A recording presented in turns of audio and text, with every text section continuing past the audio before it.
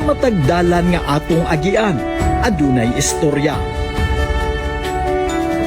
Sa matag taytayan nga nagdugtong sa mga komunidad,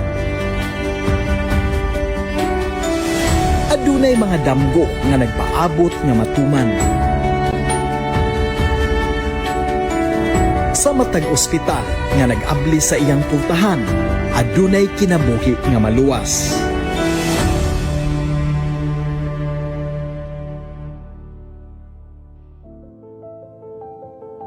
Sa unang tuig sa administrasyon ni People's Governor Pam Barriquatro, gihatagan og prioridad ang infrastruktura nga adunay tinuod nga epekto sa kinabuhi sa katawhan. Ninot ni gahumanan ni nasipti na magian o niya dili na sad mahasol ang mga samana mo nga moagi.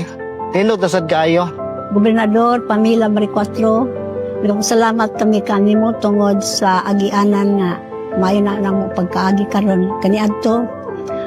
Lisod kayo mo pag-agi o karon hapsay na kayo o hayag pagid kayo kay na may suga ang among agianan. Salamat kay kanimo Gobernador Pamela Barriquatro. Sa record sa Provincial Engineering Office, sukad sa paglingkod ni Governor Pam Barriquatro, daghan ng mga barangay roads ang naablihan ug napaayo.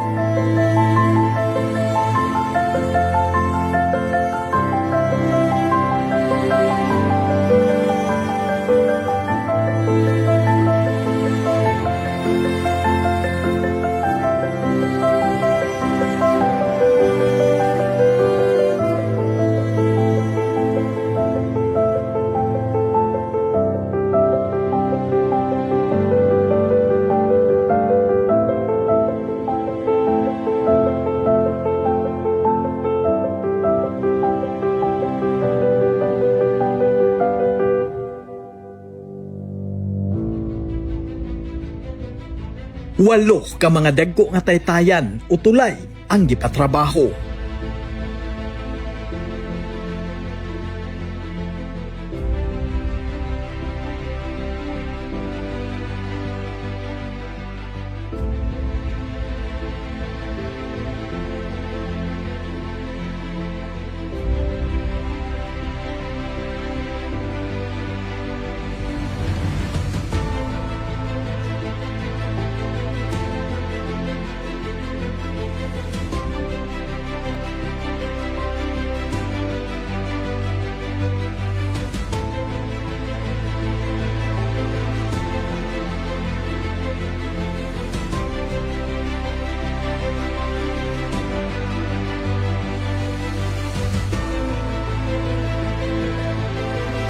Gipa-improve ang hospital buildings o pasilidad.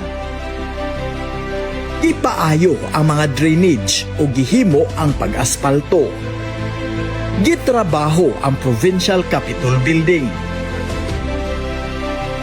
Gihimo ang clearing o dredging sa mga naglandslide nga area sa mga barangay sa Compostela ug San Remigio.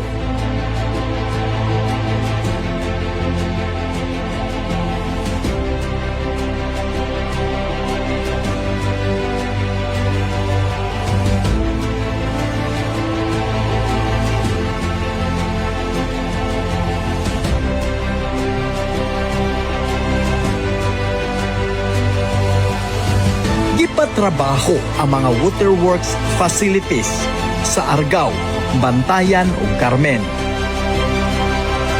Almost 1 year of the administration of Governor Pam Barriquatro, daghan na kaitang nahimo ng mga infrastructure projects.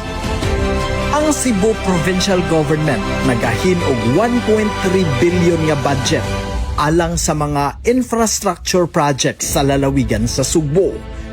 Sa liderato ni Governor Pam Barriquatro, usa ka tuig nga serbisyo, daghan na ang nahimo.